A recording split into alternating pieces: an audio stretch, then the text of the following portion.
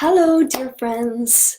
Coming to you today with a message that has been coming up a lot recently in my work with my private clients, and is something that has been a huge facet of my own journey as well. And this year, I find that I'm already beginning to face whole new levels of this. And in fact, over the last 6 months or so, I've been diving deep, deep, deep into new levels of this, far beyond anything that I've been able to access before or that I've encroached upon before.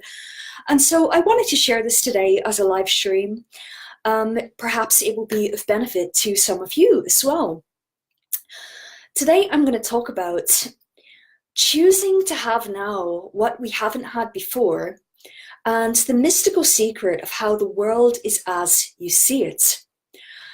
This can be a really tricky topic for a lot of people because we find ourselves in situations in our lives a lot of the time where we're having circumstances that we would really rather were different, or that we find that are not truly what we really want, and so on and so forth.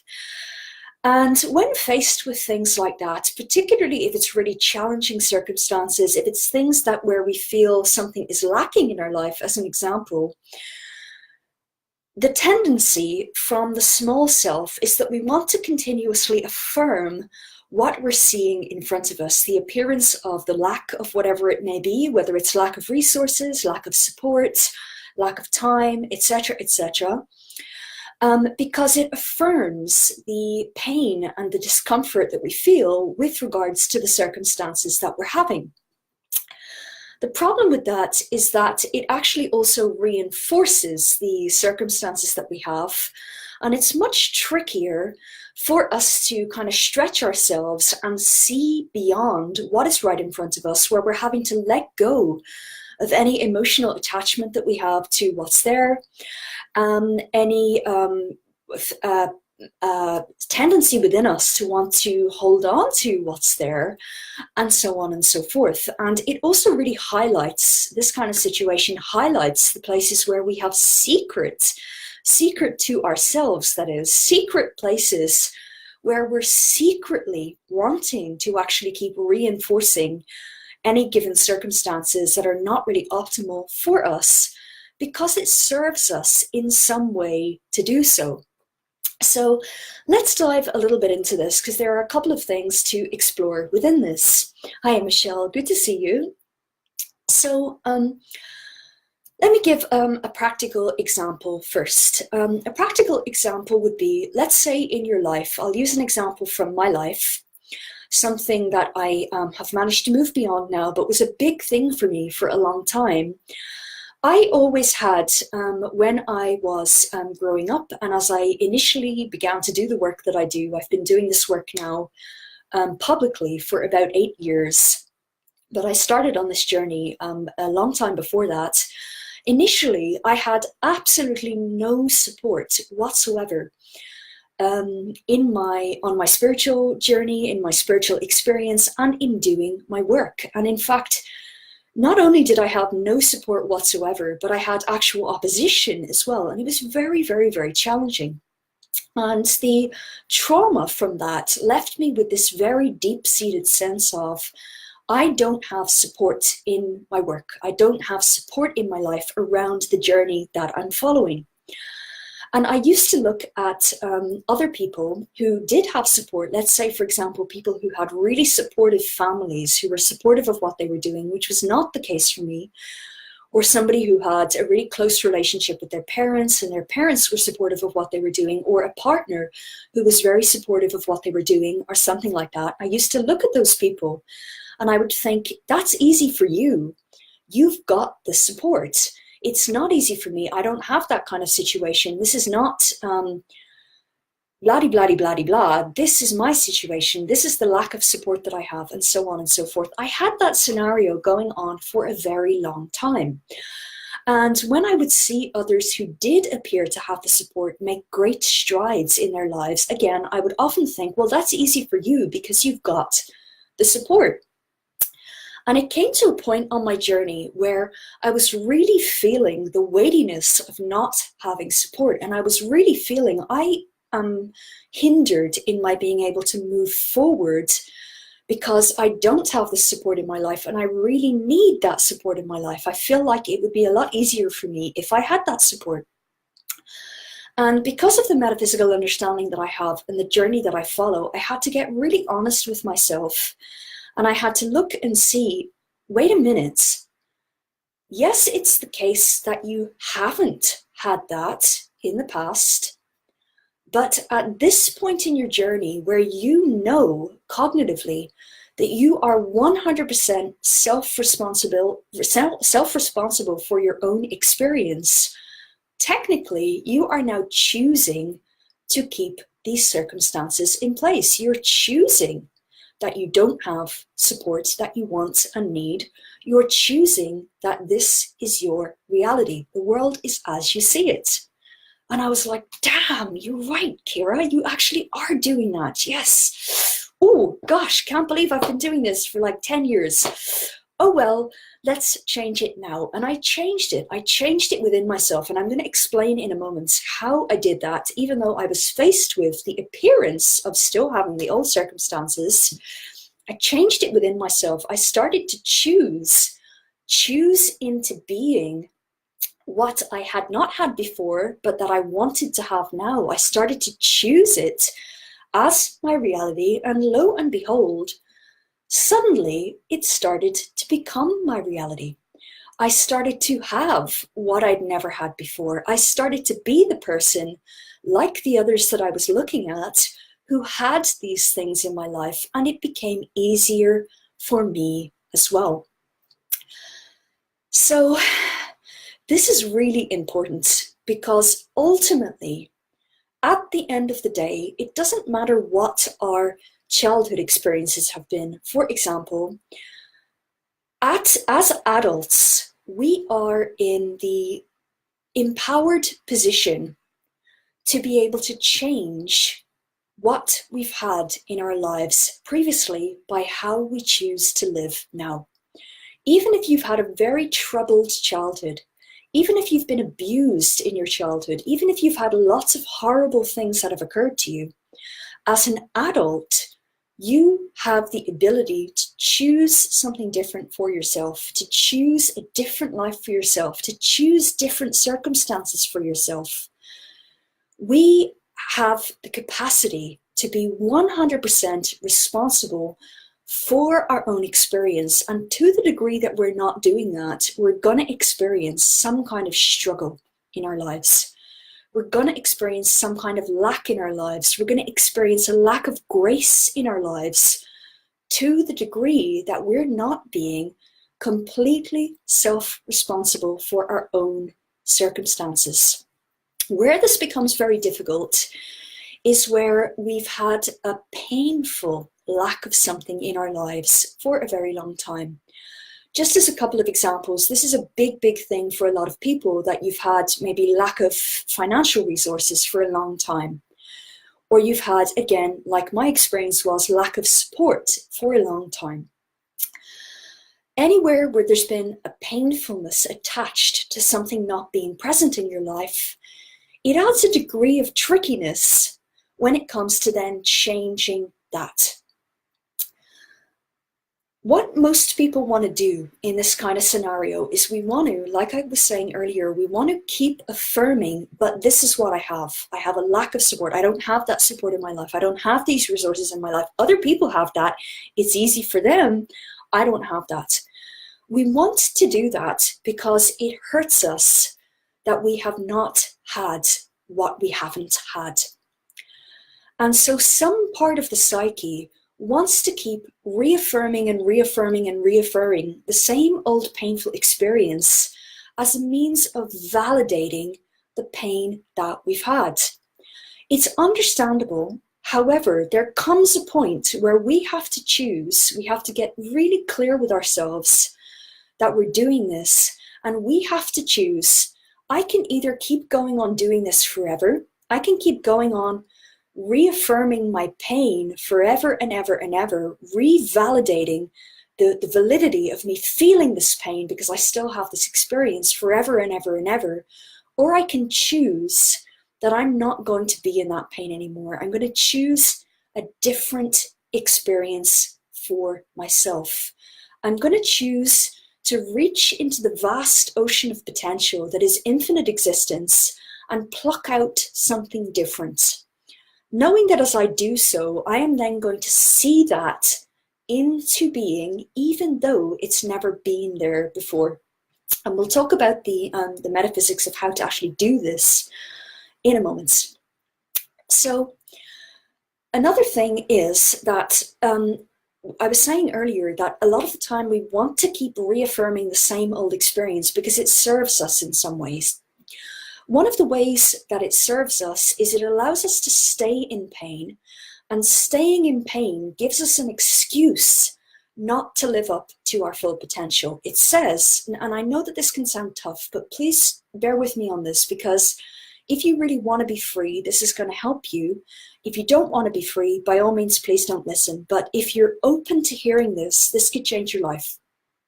So it serves us revalidating over and over and over the old experience. It serves us because the pain gives us an excuse not to live up to our full potential. It says, I'm in pain. I've had this pain in my life. I've had this pain in my past. Therefore, it's hard for me. It's hard for me to live up to my full potential. And therefore, it's okay that I'm not living up to my full potential because it's hard for me. I'm having a hard time. I've had a hard life. I've had a hard experience. And therefore, I have an excuse. I have an excuse not to be able or not to have to step up. And I really know that this sounds really harsh, but this is one of the tricks that our mind plays on us. This is one of the tricks that our psyche plays on us. And recognizing the trick, even if you're not ready to change it yet, recognizing the trick is really, really, really empowering. So revalidating the old experience serves us in that it gives us that excuse. It serves us in other ways as well. It serves us in that we don't have to change certain things in our life. We get to keep old habits and old patterns that fit with the old pain. We get to keep certain experiences in our life that are going to be a hassle, they're going to be effort for us to change, in place. It serves us in the many different ways in which we simply don't actually have to put in the work to create something different. And I find this very empowering to know, because if you can recognize having this old experience in place actually is serving me in this way, it's serving me in this way, it's serving me in this way, then you can say two things. One, I'm going to stop feeling bad about it then, because I can see that it's serving me, and therefore I'm just going to appreciate that it's serving me and stop wanting it to be different. Or two, I can see that it's serving me in these ways. However, that's no longer making me happy. And what would serve me better is being able to have the experience that I really want. And therefore, I'm going to change my holding on to this old pain. I'm going to choose something else into being instead. So there are a couple of ways that having the old pain in place serves us, where our psyche tricks us and our mind tricks us. And again, knowing that is really empowering, because then it gives us a few choices. Consciousness is always the beginning of possibility. When we don't have the consciousness and we've just got unconscious patterns that are keeping us held in place, we don't have a whole lot of freedom of movement. Consciousness, even if we're not ready to change the patterns yet, gives us possibility. It gives us opportunities. It opens the door that more potential becomes available to us. So that's really, really useful to know. So then we get to where we have this opportunity to look and see, okay, I've had this pain. I can see that it's been serving me in that it gives me an excuse not to live up to my full potential, not to have to live up to my full potential. I've come to the end of the line where really that's just kind of not helping me at all now. I'm ready for something different. I'm ready to choose something else into being. Then we have to be willing to disidentify with the story that we've known, possibly for our entire life. So when we've had something in our life for a very long time, such as financial lack of support, lack of whatever it is, perceived lack of whatever it is, and it could be very real lack of whatever it is, but what I mean by perceived is that we're seeing it to be the case. And metaphysically, when we see something different must be the case, even though the other thing was the case previously. That's not to say that it wasn't real before. So when we've had something for a very long time and there's pain attached to it, there's an emotional experience attached to something, we construct some kind of identity around this. And I've observed in my own life and with my clients as well, and my clients are all very highly conscious beings, very highly evolved beings. Even in that situation and in my own experience as well, we might think that we don't have identities around certain things, but wherever there is, guaranteed, I promise you this, wherever there is pain or emotional enmeshment within any given experience, there is an identity. It's a hidden identity. We might not be conscious of it. We might not be aware that we've constructed an identity, but if there is pain there, if there's an emotional attachment there, there is definitely an identity. So we construct identities around our experiences that we've had. So as an example for me, didn't have the support, never had the support. I had a secret, hidden self-identity around, this is my experience, I do not have the support in my life. This is an identity that I've made. I identify with this being my experience. You recognize what I mean by this? This makes sense? We have to get ourselves into a position, if we want to change, we have to get ourselves into a position where we're willing to, first of all, recognize that this is the case and that we may have been fooling ourselves, and then to decouple ourselves from that identity. So, okay, I've had this identity my whole life. This has been what I've identified with my whole life. I'm ready now to decouple myself from that. That's over there. That is a thing. That's an identity. I'm over here. That is no longer going to be my identity. I've disconnected the two. And I'm standing here and I'm blank. I'm an open book. I'm a blank sheet of paper. I'm ready for something new. I'm ready to choose into being what I've never had before, knowing that as I do so, it will become the case.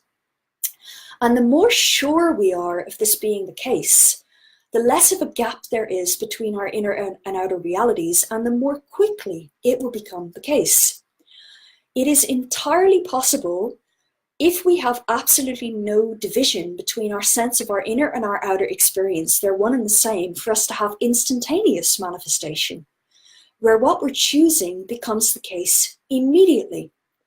Depending on the degree of the gap between our inner and outer experience, it might take a little longer. However, if we're choosing that something is now going to be my experience, even if it never was before, it will inevitably have to become our experience. Why? Because the world is as we see it. This is a mystical secret. As we perceive, so our reality is. And where this becomes tricky for people is that if we're looking at our past experience, for example, and we've had, let's say, very painful and traumatic past experience, was the case for me. I had severe childhood trauma and childhood abuse and so on, very painful experience. If we're looking at something like that, it becomes very difficult if we think too much about it. This is the thing, you want to not think about this and rather feel it, because it's a nuanced concept and it's also a paradox. Paradox by its nature cannot be mentally grappled with. It has to be felt with. So where this becomes tricky for people is that we let the mind get involved and the mind gets all tangled up, and then it's like, wait. So we're looking at our past experience as an example, and we're saying, mystically speaking, life is as we see it. So we're looking at our past painful experience and you're saying, okay, It is as I see it. I'm seeing that it's traumatic, but it was traumatic. How can I see that it's something different? This is where people get caught up on this, okay? It's not to say, this is the tricky part, it's not to say that what we've experienced is not real. It is not to say that.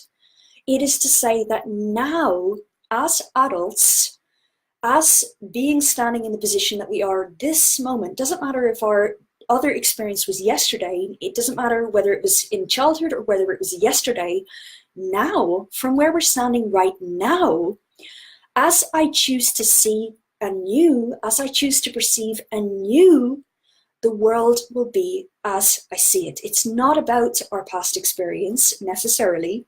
This is something that I actually go into more deeply with my private clients if we want to get really deep into this, but I'm not going to go into this today. Let's just go with, we're talking from now, from where we're standing now. What we're going to see into being will become our reality now. So let's say you've got to the point of you've recognized the double binds, you've recognized where secretly you're actually keeping yourself stuck.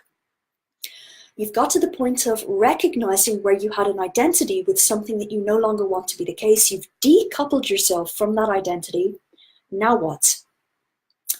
What is it that you want to have? What is it that you want to experience in your life? To use the example of support. So in my life, didn't have the support.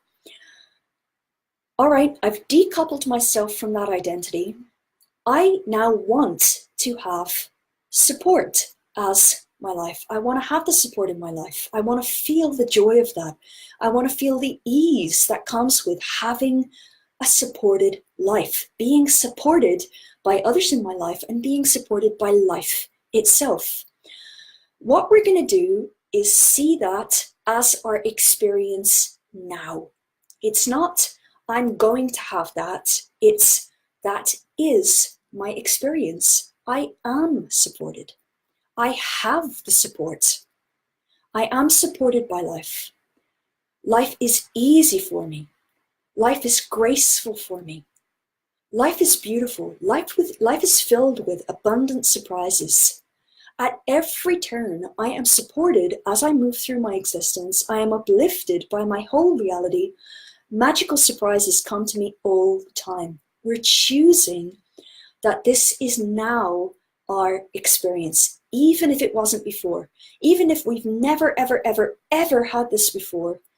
When we choose that now we do, so it must be. And if you can truly do this from the place of absolute acceptance that this is my reality now, it absolutely will be. Watch out for, if you're doing this, but you're still actually identifying with the pain of what you've had before, as if you still have what you've had before, that's where it's not going to translate. It's not going to translate into how you're having your life now. We have to decouple ourselves from the identities that we've held. And in order to do that, if it's not easily done, we have to really, really dig deep into, why am I holding on to this? Am I wanting, for example, this is a common thing, am I wanting somebody else outside of me to validate, oh yeah, you've had a hard time, poor you, before I'm willing to let go? Am I wanting somebody else to come along and acknowledge the pain that I've experienced, or to apologize to me if they've wronged me or something like that, before I'm willing to let go? We have to be honest with ourselves about those things, deal with that. And when we deal with that, then we're in a position to decouple ourselves from that identity. We stop waiting to give ourselves what we've always wanted. We can choose now what we want to have as our experience, and so it will be. It must be, because it's the law. Life is as we see it. So I really hope that this has helped you today, dear ones. If any of you wanted to go into this more deeply with me, I do have space in both my private coaching programs, and single sessions are always available. Please do let me know if you'd like to go a little deeper with this, and I can certainly have a look and see if we would be a good fit for working together. But I hope that this has helped you today. I hope it's given you some food for thought, and I encourage you to go and explore some of this within yourself. What are the things that you have in your life that you'd rather you didn't have, the things that are still painful for you, the places where you still feel like you don't have what you'd like to have? Go and examine if there is any way in which you are actually keeping that in place as a means of validating the pain that you've experienced. If you've formed some kind of secret identity around that, if you're ready and willing to decouple yourself from that, and as a result, if you can then choose something new for your own being, have a play with it, see how this goes for you, and I hope it helps. Thank you very much for listening, and I hope you have a beautiful rest of your day. Much love. Bye.